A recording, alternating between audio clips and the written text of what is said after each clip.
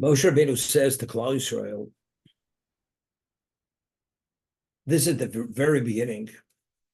V'omar aleichem beisahi leimor. I had said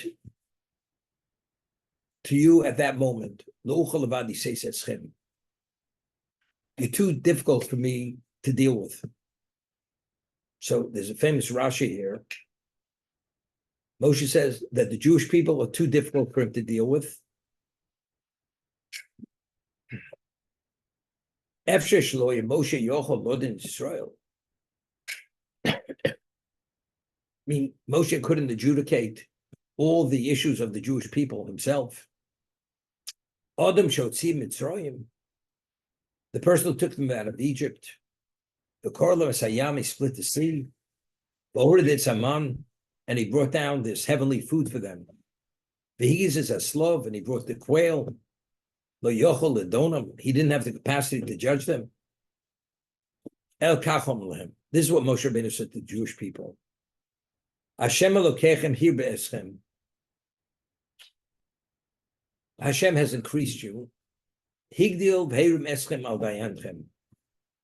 He exalted you. He elevated you over your judges.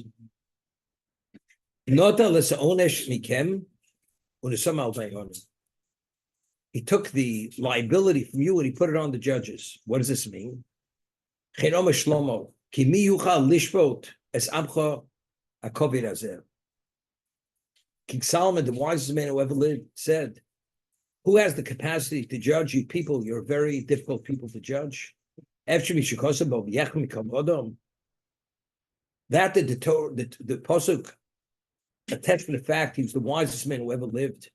Was it beyond this capacity? El Kacham Shlomo.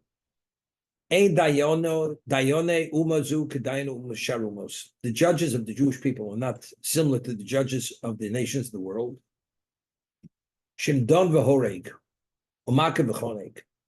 If the judge gives a verdict and the person is put to death, or the verdict is to give the man lashes or strangulation, umates dinu v'agozel, and he actually gives a corrupt verdict, the judge is not held accountable. He's not held liable. Ani im chiyavti moment shlokadin, but I, Moshe Rabbeinu says, and Shlomo says, if I should somehow make a mistake and find the innocent person guilty, or vice versa, nefoshes ani nitva, my life will be taken from me. Shenemar, the koves koveim nofesh, I will take that person's soul. The judge who does not render a true verdict, he has liability, which is only by a Jewish judge, not by a Gentile judge. Therefore, what it means, the level of responsibility we carry as a judge, that if somehow you don't adjudicate properly and don't give it your best and you're not qualified, the consequences are unendingly terrible, catastrophic. What's this all about? So we discussed this. When Hashem created this world, how did he want to create the world? With the attribute of justice. Why? What's the reason? Because justice is exactness. If everything is perfect, you cross the line, you weed out the bad, and you only have the good.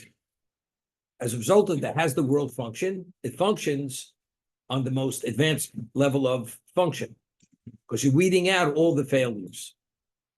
But Hashem says, but if I implement the attribute of justice where I demand perfection, precision, there's no world, because most of mankind is inclined to fail. So therefore, things cannot be perfect.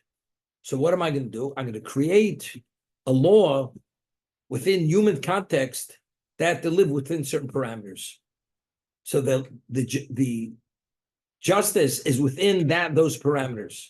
It cannot be within the parameters of divine. That's too exacting. But within the parameters of human, it's not too specific. Okay? But everybody agrees you have to have justice. Without justice, the world cannot go on. You have to have din. Din, human justice. Why? Because the world has to run according to an order. You have to have orderliness. If there's no justice, there's no order. It becomes chaotic. That's what happens. I think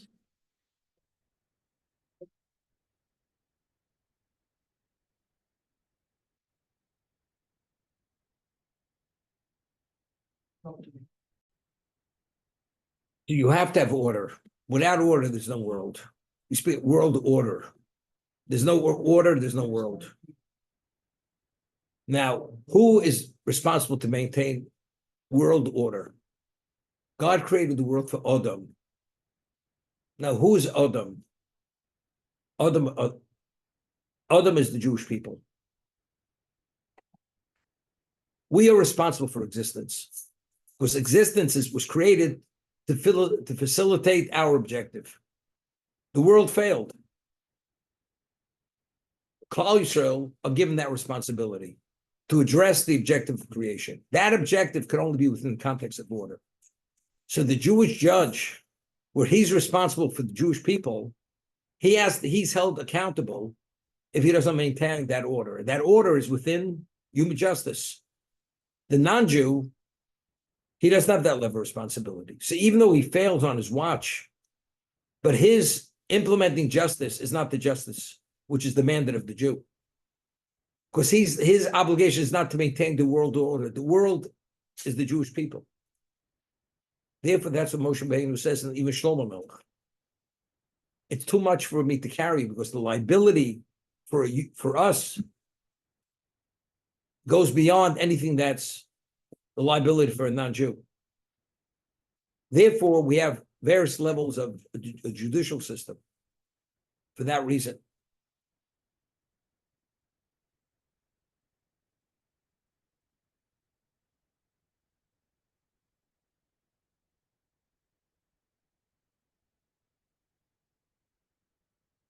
Hashem Elokechem Hirbo Eschem. Hashem, your God, has increased your number. And today, you're like the stars of the heaven in abundance. So we always discuss this. When have the Jews ever been at a number which were not computable?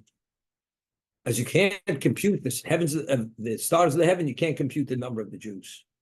And Moshe says, today, you're Kekochi Hashemaim L'Rov. You are the equivalent of that. I'm using the word, the equivalent of that. Just as quantitatively, you cannot calculate and compute the number of stars identically, there's no way to make an evaluation and understand the innate value of Klal Yisrael. You're like the Kochei Shemaim L'Rov today. What's today? Today we're about to go into Eretz Yisrael, which is the ultimate location where you will develop as a Jewish people. The building of Beis Hamikdash, and so on and so forth. Therefore, because you're here, now you have that capacity, because anything less than capacity, you can't meet the objective. So we're speaking about qualitative. Qualitatively, you are the equivalent of all the stars in heaven. It's not possible to even make that evaluation of what the innate value of the Jew is. So he's telling who you are. And because that's who you are, that's your level of responsibility. Now, Moshe Rabbeinu wants to give us a bracha. Who are we? We're something which is borders on infinite. And he says, Hashem Elokei Avosechem, Yosef Aleichem Kochem Elef Pomim. Hashem, your God, should increase your number 1,000 times. 1,000 times. Vivorech Eschem, and he should bless you, Kashedi Belohem. He should bless you as he spoke about you. What he says, first is Hashem could increase your number 1,000 times. And he should bless you as he said he would bless you. But if increasing your number 1,000 times, so what do you mean? He should bless you as he bless you. That's the ultimate blessing. So Rashi addresses this. Moshe v'yivorech eschem kashidi b'lochem el omer lo Moshe. They said to Moshe, Ato nosei kitzvo lebrichosenu. By you saying we should be 1,000 times what we are, you're putting a limitation on the bracha.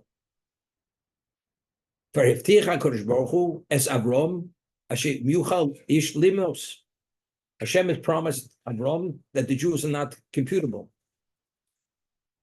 And you're telling us we should be 1,000. You're putting an exactness on us, and Hashem says, no, there's no exactness. It's unlimited. Amalem, so Moshe Rabbeinu responded, Sumi Shali. The bracha is, this is my personal bracha. He said you border on infinite. I'm saying whatever that number is, which is not computable, you should be 1,000 times that number. What was the give and take here? Let's say you're 8 billion people. You're 50 billion people. That's not the bracha Hashem has given us. Hashem says you're not computable. What is the meaning of not computable? Meaning you have no relevance to finite. Even if you're 8 billion, 20 billion, it's a finite number. If I say you cannot be computed, that means you're something which is beyond number. Even though in the physicality, we are a small number, but the innateness, the qualitative value is something that's not computable. So as a result, what is it? What are we dealing with?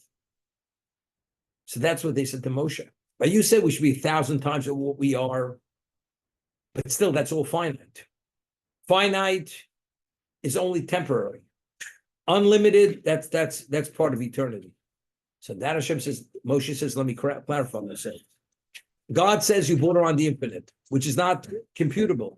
You should be 1,000 times something that's not computable. But at the end of the day, it's not computable. That's the bracha Moshe gave.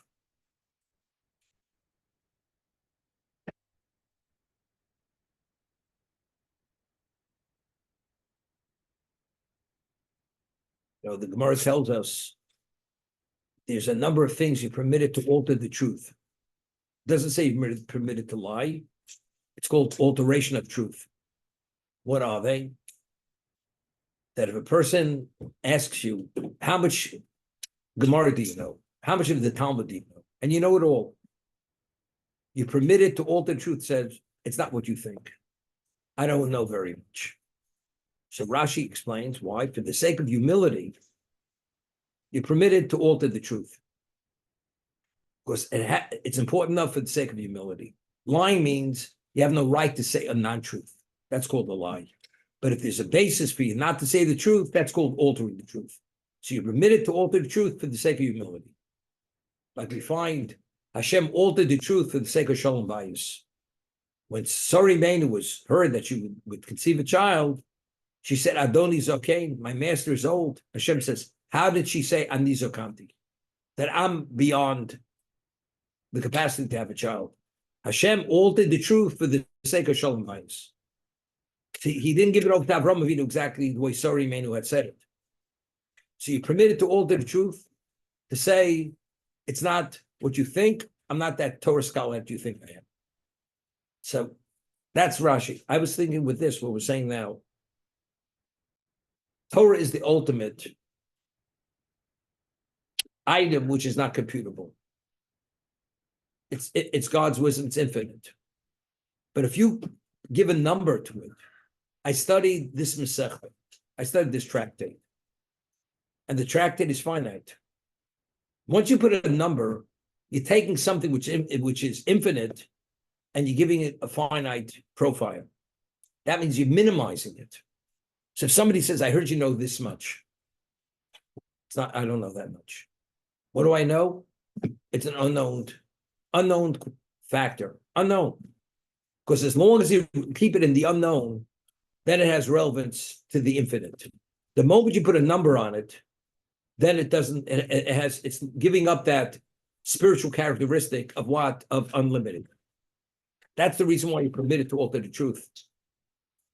Because what you have until it's known, it's unlimited. If I say what you want me to say, I'm altering what the reality is. Because now I'm putting a lid on it. That's the understanding.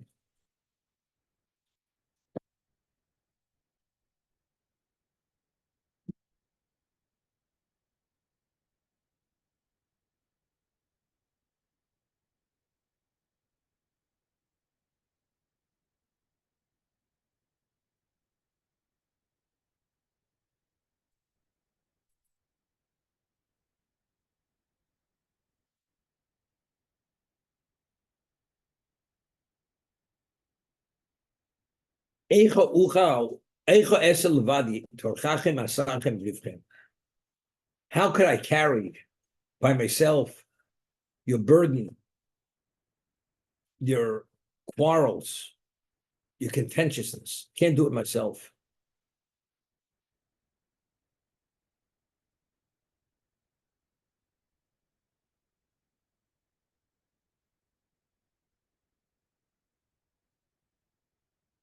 What's torchachem?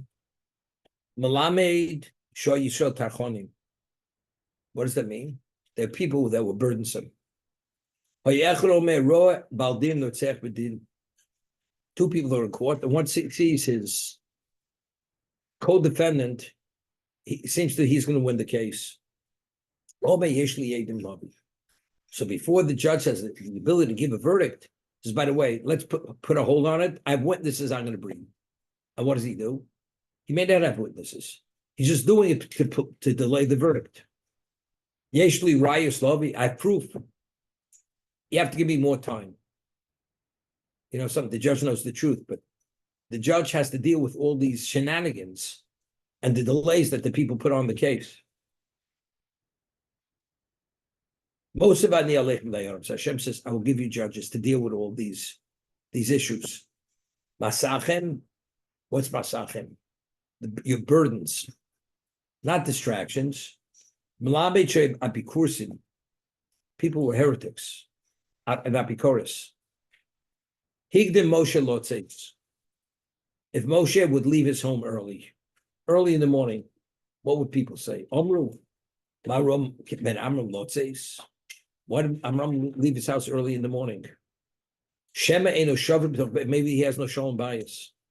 He doesn't have peace with his wife. That's why he's leaving early. He wants to get out quicker. If he was late from leaving, Omru Marob and Amram Shalotzis, why was he delayed? Matem Surim, Yoshiv Yoitz Alechem Eitzes Rose. He's planning and plotting against us. So he stayed late to be able to create a scheme to pull the wool over our eyes.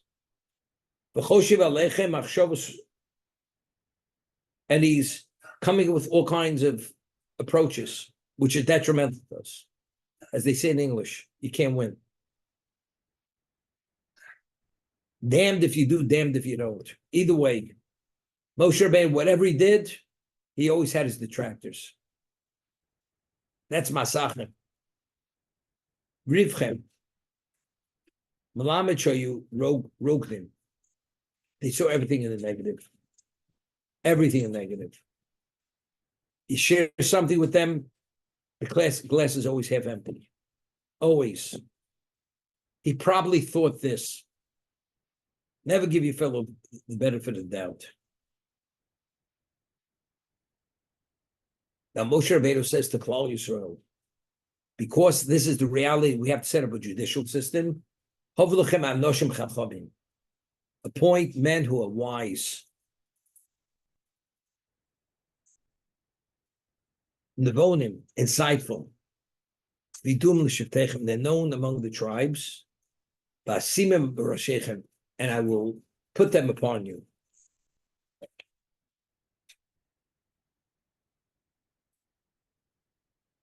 Yeah. So here Rashi explained, very important Rashi. His minu atzchem dover. Anoshim. So what does anoshim mean? Chisal daitech noshim. Matam anoshim tzadikim. That be righteous. People who have a righteous status. Chachomim. What are chachomim? Rashi says something very interesting. Kisufim. What are kisufim? People have conscience. People have shame. You know, a person has no shame. He has no safeguards because he has no conscience. The peace judges, they have conscience. And therefore, if they should even attempt to deviate an iota, they can't live with themselves. So what is the safeguard for them? The safeguard is the conscience. Now, it's very interesting. What are the characteristics of Klal Yisrael? Rachmanim, Baishonim, Gomli Chasodim. We're merciful, passionate,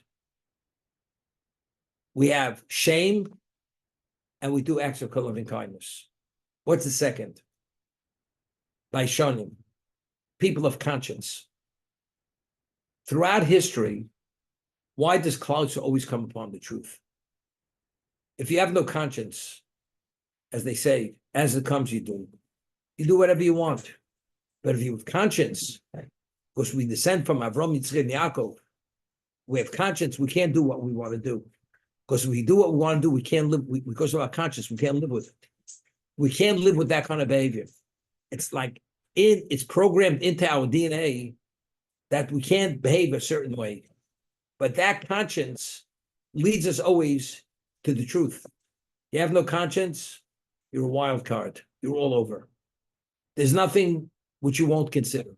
Klal Yisrael, because we have conscience, many areas, even though they may be very profitable, we're not going to consider those areas. Because the Jews endowed with conscience. That's chachamim. Sometimes conscience allows you to behave like a wise person. You can be ingenious, but you have behave like a fool because you have no conscience.